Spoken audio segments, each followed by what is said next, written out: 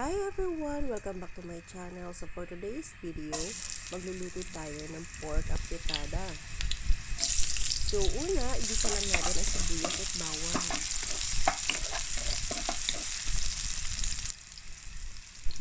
And then, ilagay na natin itong karne.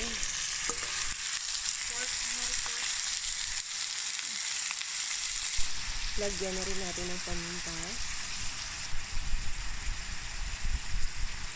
Konting bitchin at konting toyo. And then, inalagay ko na rin itong pickles at saka raisins. At naglagay na rin ako ng isang pork ribs.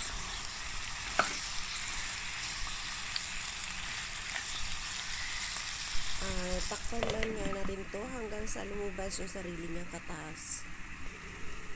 At kapag ganito na, mag-add na tayo ng isang baso at kalahating tubig.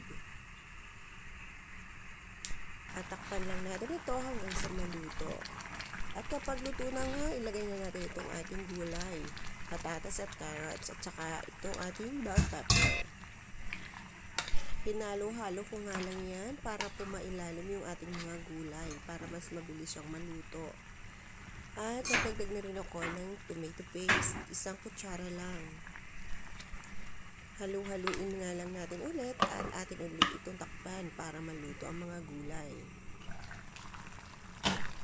At ngayon, magdadagdag naman ako ng konting oyster sauce para pandagdag sarap.